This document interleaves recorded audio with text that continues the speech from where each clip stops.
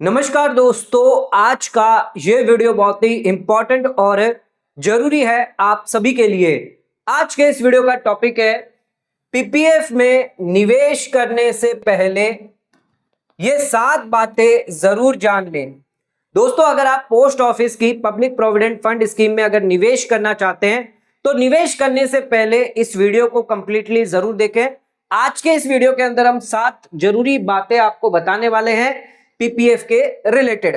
ये जो भी 7 बातें हम बताएंगे ये पूरे यूट्यूब पर आपको कहीं पर भी नहीं मिलेगी, ना ही कोई पोस्ट ऑफिस डिपार्टमेंट के ऑफिसर आपको बताने वाला है। तो ये 7 बातें जरूर जान लें। पीपीएफ में निवेश करना चाहते हैं तो ये 7 जानकारी आपको होनी चाहिए। पीपीएफ स्कीम क्या है, थोड़ा सा उसका अपडेट हम आपको दे दें। पीपीएफ स्कीम जो है वो है आपकी पब्लिक प्रोविडेंट फंड स्कीम। ये स्कीम के अंदर आपको 7.1% का ब्याज मिलता है और ट्रिपल ई का फायदा मिलता है। यानी जो ब्याज मिल रहा है वो आपका होता है एग्जेम्प्ट। अगर आप इसमें इन्वेस्टमेंट करते हैं वो भी होता है आपका एग्जेम्प्ट, और अगर आपने पैसा मैच्योरिटी पर विड्रॉ किया प्रिंसिपल अमाउंट प्लस ब्याज वो भी होता है आपके लिए एग्जेम्प्ट। मिनिमम आप इसमें जो है 500 रुपए तक निवेश कर सकते हैं और मैक्सिमम की बात करें तो यहां पर आप 1.5 लाख रुपया हर साल एवरी ईयर हर साल आप निवेश कर सकते हैं। सेक्शन 80C के अंदर आप 1.5 लाख रुपए की हर साल का बेनिफिट ले सकते हैं। ओल्ड रिजिम में, न्यू रिजिम में आपको अलाउ नहीं किया जाएगा। इसके अलावा आप अगर इंडिविजुअल है, रेसिडेंट है तो पीपीएफ में निवेश कर सकते हैं। एनआरआई यहां पर निवेश नहीं कर सकता। अगर आप माइनर के लिए भी पीपीएफ अकाउंट खुलवाना चाहते हैं तो दोनों की जो लिमिट होगी वो आपकी 1.5 लाख से ज्यादा नहीं है। यहां पर जो इंटरेस्ट आपको मिल रहा है वो होगा ईयरली आपका कंपाउंडेड, ठीक है। और 15 साल की यहां पर आपकी मैच्योरिटी होती है। 15 साल के बाद आपको प्रिंसिपल प्लस आपको ब्याज जो है वो दिया जाता है। आप चाहें तो इसको 5 साल के लिए और भी एक्सटेंड कर सकते हैं। अगर आप इस पे लोन लेना चाहते हैं तो लोन की भी फैसिलिटी दी गई है। आप अकाउंट में पैसा विड्रॉ करना चाहते हैं, बैलेंस विड्रॉ करना चाहते हैं तो उसकी भी फैसिलिटी दी गई है। अगर आप प्री मैच्योर क्लोजर करवाना चाहते हैं, खाते को बंद करना चाहते हैं तो उसके लिए भी यहां पर फैसिलिटी दी गई है। मैच्योरिटी के लिए प्री मैच्योर विड्रॉ करवाना चाहते हैं तो 5 साल के बाद ही आप करवा पाएंगे। 1 साल जिस दिन आपने अकाउंट खुलवाया और प्लस 5 साल, टोटल 6 साल के बाद ही आप पैसा प्री मैच्योर विड्रॉ कर सकते हैं। तो ये कुछ कंडीशन है जो आपको पता होनी चाहिए पीपीएफ स्कीम रिलेटेड। आइए अब हम बताते हैं आपको कौन सी 7 नई बातें हैं। सबसे पहली इंपॉर्टेंट चीज, अगर आप पीपीएफ में निवेश कर रहे हैं तो आपको किस दिन निवेश करना है, कब निवेश करना है, ये बहुत इंपॉर्टेंट है। ये क्यों इंपॉर्टेंट है? अगर आपने गलत समय में पीपीएफ अकाउंट में पैसा डाल दिया तो उस केस में आपका ब्याज का नुकसान हो सकता है। आइए जानते हैं। तो पीपीएफ में अगर आप डिपॉजिट करना चाहते हैं तो एक बात ध्यान रखिएगा, 5 तारीख से पहले पहले करें। हर महीने की 5 तारीख से पहले पहले आपको पीपीएफ अकाउंट में पैसा डाल देना है। पीपीएफ में या तो आप मंथली पैसा डाल सकते हैं, आप चाहें तो ईयरली भी पैसा डाल सकते हैं।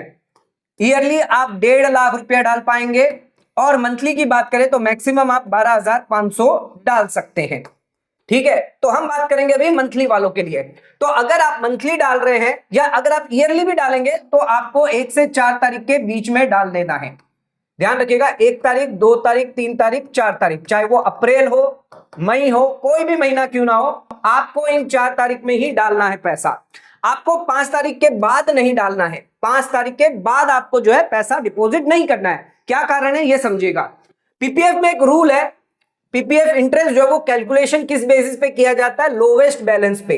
लोवेस्ट बैलेंस का मतलब है 5 तारीख का बैलेंस मान लीजिए 10,000 रुपया है, फिर आपका 7 तारीख का बैलेंस मान लीजिए 15,000 रुपया है, फिर 10 तारीख का बैलेंस हो गया आपका 20,000 रुपया। इस तरह से पूरे महीने का बैलेंस जो है वो देखा जाता है, यहाँ पर हो गया आपका 25,000 रुपया। तो यहाँ पर लोवेस्ट जो बैलेंस होगा 25, 20, 15 में से ये 10,000 लोवेस्ट होगा। इस पर आपको 7.1% पर मंथ के हिसाब से कैलकुलेट किया जाता है, ये ध्यान रखिएगा। तो जो लोवेस्ट बैलेंस होगा वो कैलकुलेट किया जाएगा। अब सरकार क्या कह रही है? पीपीएफ इंटरेस्ट का कैलकुलेशन होगा लोवेस्ट बैलेंस पे। एक तो लोवेस्ट बैलेंस और दूसरी चीज 5 तारीख से लेकर मंथ एंड तक। तो आपका मान लीजिए अप्रैल वाला महीना है तो ये 5 तारीख से स्टार्ट होता है और 30 तारीख को खत्म होता है। तो इस पीरियड के बीच में जो भी बैलेंस आएगा उसका लोवेस्ट लिया जाएगा। कहने का मतलब है कि अगर आपके 5 तारीख का बैलेंस 0 हुआ, मान लीजिए आपके 5 तारीख का बैलेंस 0 हुआ, तो उस केस में उस महीने में 1 रुपए का भी ब्याज आपको नहीं दिया जाएगा। ये ध्यान रखिएगा, ये सारी चीजें कोई नहीं बताता है। आज के इस वीडियो में आपको जानकारी मिल जाएगी। 5 तारीख को अगर बैलेंस आपका 0 रहा तो 1 रुपए का भी ब्याज आपको नहीं मिलेगा, ये ध्यान रखिएगा। अब यहां पर आपको डिपॉजिट जो है वो 5 तारीख के बाद कभी नहीं करना है। बेस्ट स्ट्रेटेजी क्या है? डिपॉजिट आपको ऑन और बिफोर 5 तारीख से करना है, यानी 1 से लेकर 4 तारीख की डेट पे करना है। मान लीजिए एग्जांपल के तौर पे आपने डिपॉजिट किया 12,500 4 अप्रैल को, तो उस केस में पूरे अप्रैल महीने का ब्याज आपको मिलेगा। लेकिन अगर आपने 6 अप्रैल को डिपॉजिट किया तो 1 रुपए का भी ब्याज आपको नहीं मिलेगा। आइए एक एग्जांपल के थ्रू समझते हैं। तो ये मैंने पूरा एग्जांपल खुद से ही बनाया है इस बेसिस पर कि जो लोवेस्ट बैलेंस आपका होगा, जो लोवेस्ट बैलेंस होगा 5 तारीख से लेकर मंथ के एंड तक। अब देखिए यहां पर कॉलम क्या क्या है। एक तो ये हो गया आपके मंथ, ये हो गया आपका अप्रैल, मई, जून, मार्च तक हमने ले लिया। अब डिपॉजिट डेट क्या है, यानी किस दिन हम डिपॉजिट कर रहे हैं, ये इंपॉर्टेंट है। किस दिन हम डिपॉजिट पैसा कर रहे हैं, तो यहां पर मैंने डेट ले ली है 7 तारीख। 5 तारीख के बाद डिपॉजिट कर रहे हैं, 5 तारीख के हम बाद डिपॉजिट कर रहे हैं। तो उस केस में देखते हैं क्या नुकसान यहां पर आपको हो सकता है। ओपनिंग बैलेंस आपका आ जाएगा, क्योंकि पहला अप्रैल महीना है तो ओपनिंग बैलेंस 0 होगा। नए डिपॉजिट आ जाएंगे, हर महीना आपने 12,500 जो है वो डिपॉजिट करना है, हर महीने करने। तो हर महीने हम कब कर रहे हैं? 7 तारीख को कर रहे हैं, ठीक है। तो पहला यहां पर नील होगा, तो बैलेंस कब क्या होगा? 5 तारीख को यहां पर 0, क्योंकि यहां पर ओपनिंग 0 था, 7 तारीख को हमने किया था, और 5 तारीख को हम देखेंगे तो हमारा बैलेंस क्या हो गया? 0। क्लोजिंग क्या हो जाएगा? क्लोजिंग ये आपका हो जाएगा 30 तारीख का। 30 तारीख को आपका 12,500, क्योंकि आपने डिपॉजिट पूरे महीने में 12,500 रुपए करे। तो इस तरह से यहां पर जो है पूरा ग्राफ बना गया। अब ये जो क्लोजिंग है वही है, ओपनिंग हो जाएगा 12,500, ये 12,500 हो गया। फिर आपने नया डिपॉजिट और किया 12,500। अब ध्यान रखिएगा, ये जो नया डिपॉजिट है वो आपने 7 तारीख को किया था, तो ये आपके 5 तारीख के बैलेंस में इंक्लूड नहीं होगा, सिर्फ ये ओपनिंग इंक्लूड हो जाएगा। तो जितने भी ये ओपनिंग है, ये ओपनिंग आपके 5 तारीख को अवेलेबल होंगे, लेकिन ये जो डिपॉजिट है ये आपके 7 तारीख के बाद अवेलेबल होंगे। तो इस केस में इन पर कोई भी ब्याज आपको नहीं मिलेगा, यानी हर महीना आपको 12,500 का नुकसान होगा। ये 12,500 का आपको 7.1% एक महीने का ब्याज जो है वो नहीं मिलेगा।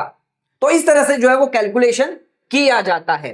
तो आपने देख लिया, ये 12,500 आपके आ गए और ये ओपनिंग क्लोजिंग हो गया। अब यहां पर हमें कैलकुलेट करना है इंटरेस्ट। तो सबसे पहले कैलकुलेट क्या करेंगे, ये जो आपका 5वां मंथ का था, यही इसी पे हमें इंटरेस्ट कैलकुलेट करना, और एक ये आपके क्लोजिंग पे। ध्यान रखिएगा, एक तो ये 5वें महीने में जो बैलेंस था और ये जो क्लोजिंग था, इस पर इंटरेस्ट कैलकुलेट करेंगे, क्योंकि ये वाला हमारा एलिजिबल इंटरेस्ट होगा। जो 5 तारीख को जो बैलेंस होगा उसी पर हमें इंटरेस्ट पोस्ट ऑफिस देने वाली है। और क्लोजिंग बैलेंस पर इसलिए कर रहे हैं कि अगर हमने यहां पर जो है 4 तारीख को पैसा डाला होता 5 तारीख से पहले, तो ये क्लोजिंग ही मेरा जो है इसी पे इंटरेस्ट कैलकुलेट होता।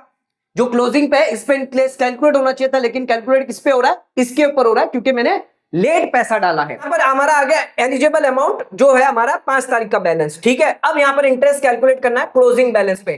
क्लोजिंग बैलेंस पे करेंगे तो ये आपका इंटरेस्ट निकल कर आएगा। आपका इंटरेस्ट एक्चुअल में तो आपको इतना मिलना था 5769, अगर आप देखेंगे तो आपको 5769 का इंटरेस्ट मिलना था, लेकिन क्योंकि आपने ये 12,500 डीले जमा किया है तो आपको ये अमाउंट का इंटरेस्ट मिलेगा, यानी 4881 का मिलेगा। कितना नुकसान हुआ?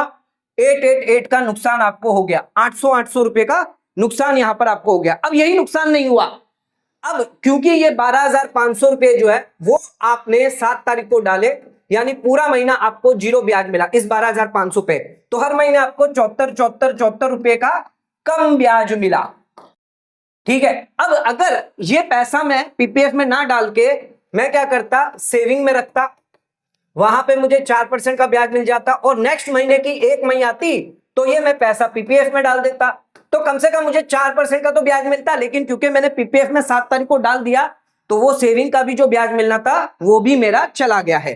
तो यहां पर सेविंग का इंटरेस्ट का लॉस हो गया 4% का। 12,500 4% पे अगर करूं तो यहां पर 500 रुपए का लॉस हो गया पूरे साल में, ठीक है, क्योंकि हर महीना आपको 40 रुपए का लॉस हो जाता है। 40 रुपए हर महीना लॉस होगा।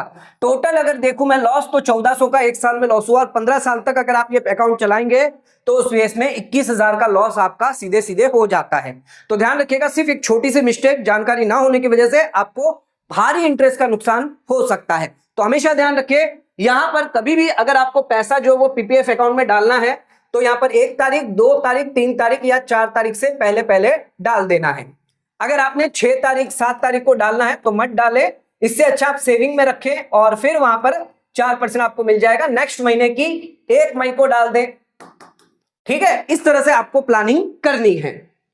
आ जाते हैं अपने सेकंड पॉइंट पे। अब हम पूरा 1.5 लाख रुपया जो है वो कब डालें, बिगनिंग में डाल दें या साल के एंड में डालें, ये बहुत इंपॉर्टेंट है।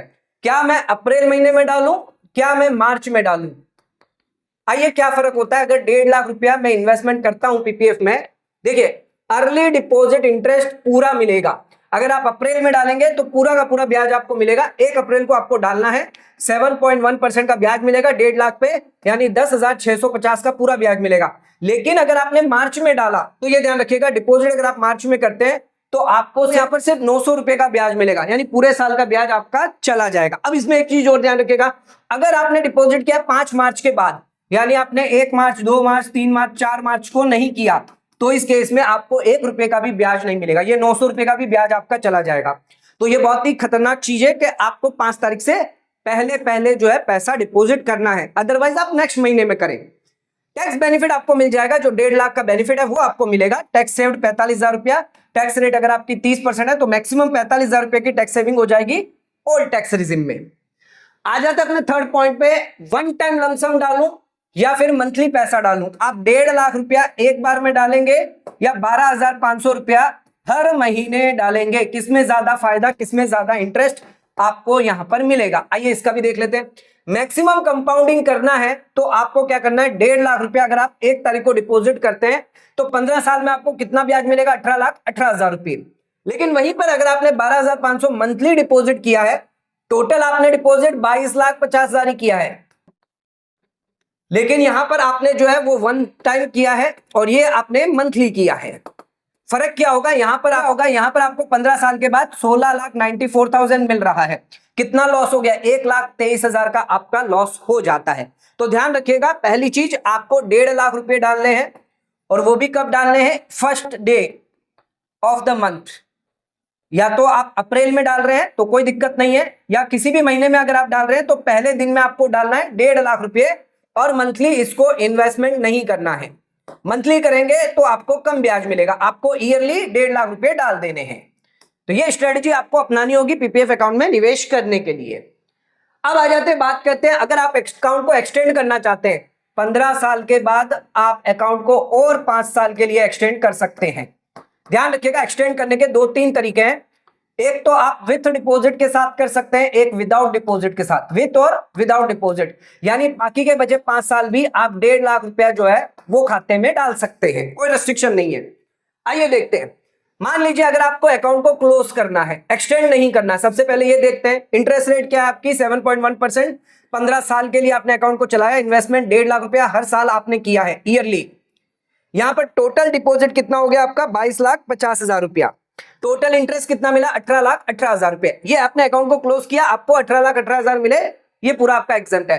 अब आ जाते हैं, बात करते हैं अगर आपने 5 साल के लिए एक्सटेंड किया और विद डिपॉजिट है या विदाउट डिपॉजिट है तो कितना फायदा आपको होता है? 7.1%। 20 साल के लिए आपने अकाउंट को चलाया, 1.5 लाख रुपए आपने डाला, यहां पर विद डिपॉजिट है, यानी 15 साल प्लस 5 साल आपने डिपॉजिट किया, टोटल आपने इन्वेस्टमेंट 30 लाख रुपए की है। यहां पर आपने 5 साल में कोई भी एक्स्ट्रा डिपॉजिट नहीं किया है, तो 22,50,000 रुपए अपने इन्वेस्टमेंट है। यहां पर आपका हो गया 36 लाख रुपए, यहां पर हो गया 35 लाख रुपए।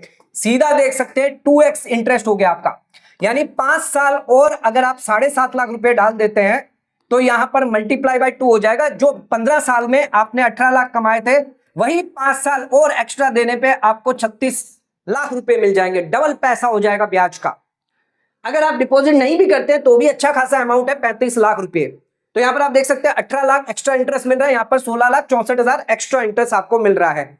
तो विद डिपॉजिट करेंगे तो सबसे ज्यादा ब्याज आपको मिलेगा। तो कहने का मतलब है कि अगर आप विद डिपॉजिट के साथ जाते हैं, एक्सटेंड करते हैं विद डिपॉजिट के साथ, 1.5 लाख रुपया आप निवेश करते हैं और 1 तारीख को निवेश करते हैं, तो आपको सबसे ज्यादा हाईएस्ट ब्याज यहां पर मिल जाता है। नेक्स्ट आ जाते हैं प्री मैच्योर क्लोजर। कभी भी प्री मैच्योर क्लोजर ना करें।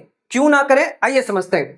1% की पेनल्टी आपको लगती है अगर आप अकाउंट को प्री मैच्योर क्लोजर करवाते हैं, प्रीमेच्योर क्लोजर आपके ब्याज को रेट्रोस्पेक्टिवली रिड्यूस कर देता है।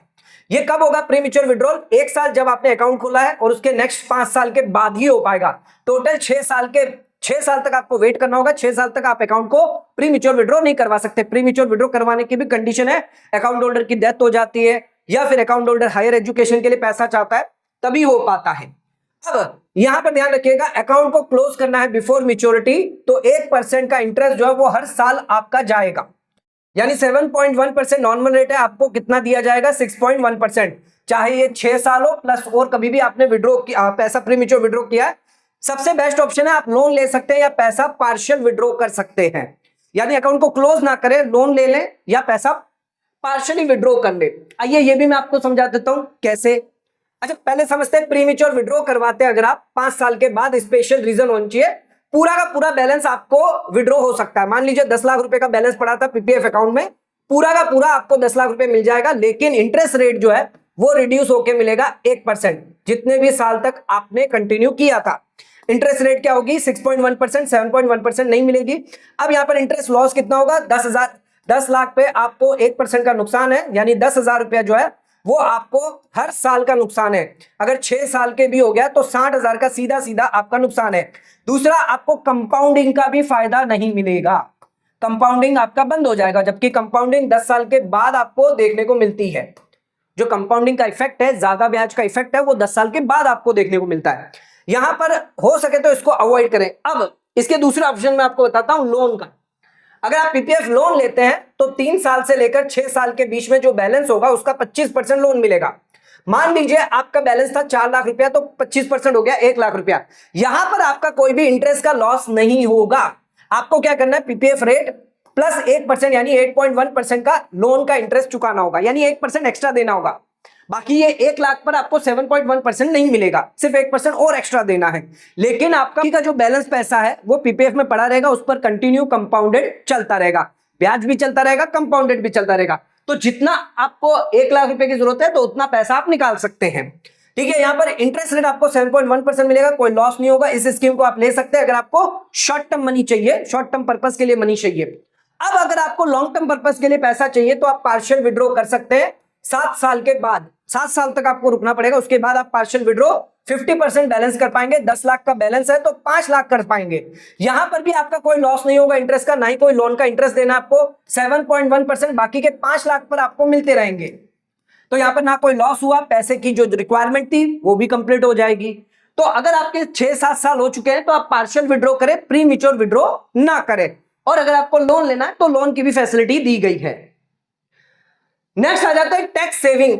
टैक्स सेविंग पता करिएगा, इसमें पीपीएफ में बहुत बढ़िया टैक्स सेविंग आपको मिल जाती है। पीपीएफ इंटरेस्ट हर साल आप 1.5 लाख रुपए की टैक्स सेविंग कर सकते हैं। एटीसी में टैक्स रेट 30% अगर मान लीजिए आपकी है तो 1.5 लाख पर 30% 45,000 plus 4% cess 1800, total tax saving आपको हर साल हो जाएगी 46,800 की, यानी 5 से 6 लाख रुपए आपके टैक्स जो है 15 साल में बच जाएंगे। एक तो ये, दूसरा जो ब्याज होगा 18,18,000 का वो भी आपका टैक्स फ्री होगा। और अगर आपने 5 साल के लिए और एक्सटेंड किया तो पूरा 36 लाख का ब्याज आपका टैक्स फ्री। 36 लाख पर 1 रुपया टैक्स आपको नहीं देना है। टोटल डिपॉजिट क्या होगा? जितना भी आपने रिसीव किया होगा 22 लाख रुपया, वो भी टैक्स फ्री, यानी ना ही कोई इंटरेस्ट पर टैक्स लगेगा, ना ही कोई मैच्योरिटी पर टैक्स लगेगा। ध्यान रखिएगा, ये एटीसी का बेनिफिट सिर्फ ओल्ड रिजिम को मिलेगा। तो यहां पर आप 1.5 लाख रुपया निवेश करें 5 अप्रैल से पहले, 15 साल के लिए अकाउंट को एक्सटेंड करें विथ डिपॉजिट के साथ। अब एक आखिरी स्ट्रेटेजी आ जाते हैं, अगर आप पीपीएफ लोन लेते हैं तो इसमें भी एक्स्ट्रा इंटरेस्ट कमा पाएंगे। कैसे? मान लीजिए पीपीएफ बैलेंस था आपका 4 लाख का, 25% लोन यानी 1 लाख का लोन लिया, 8.1% आपको ब्याज चुकाना है, यानी 7.1% आपको नहीं मिलेगा, एक्स्ट्रा 1% आपको देना होगा। अब आपको कोई ऐसा इन्वेस्टमेंट चुनना है, मान लीजिए म्यूचुअल, मान लीजिए मार्केट एकदम नीचे आ चुका है, शेयर मार्केट पूरा नीचे आ चुका है। अब आप यहां पर इन्वेस्टमेंट करना चाहते हैं और जैसे इन्वेस्टमेंट करेंगे 2 से 3 साल के अंदर अंदर आपका मार्केट जो वो ऊपर चला जाएगा, अच्छा खासा रिटर्न अगर आपको दे रहा है।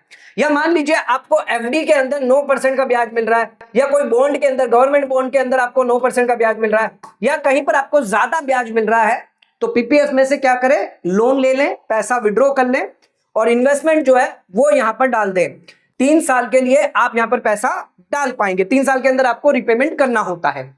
तो 4 लाख में से 25% यानी 1 लाख रुपए का आप लोन ले सकते हैं 8.1%, सिर्फ 1% आपको देना है, बाकी का आपका 7.1% का दिया नहीं जाएगा। 8100 के आपकी लोन की यहां पर जो है इंटरेस्ट आपको देना है। 1 लाख रुपए पे अगर आप 9% कमाएंगे, यानी 9,000 रुपए अगर आप कमाते हैं, मिनिमम मैं कह रहा हूं 9%, म्यूचुअल फंड में आप 12%, 15%, 20% भी कमा सकते हैं। तो 300 रुपए के हिसाब से 3 साल के हिसाब से आपको 2700 रुपए का फायदा मिलेगा। 36 महीने के अंदर अंदर आपको लोन कंप्लीट करना पड़ेगा। तो यहां पर आपको एक्स्ट्रा फायदा, एक्स्ट्रा बेनिफिट मिलेगा। दूसरी चीज, आपका कंपाउंडिंग यहां पर चलता रहेगा, पीपीएफ स्कीम आपकी चलती रहेगी। तो ये 7 तरीके हैं जो आपको पता होने चाहिए अगर आप पीपीएफ में निवेश कर रहे हैं। अगर ये तरीके आपको पता नहीं थे, अब तक किसी ने बताया नहीं है, तो नीचे कमेंट करके आप हमें जरूर बताइए आपकी क्या राय है पीपीएफ रिलेटेड, उसकी भी जानकारी आप हमें दे सकते हैं। आज का वीडियो अगर आपको पसंद आया तो वीडियो को लाइक, शेयर, सब्सक्राइब करना ना भूलें। वीडियो को ज्यादा से ज्यादा शेयर करें ताकि और लोगों तक इसकी नॉलेज पहुंच सके। आज का वीडियो खत्म करते हैं, धन्यवाद।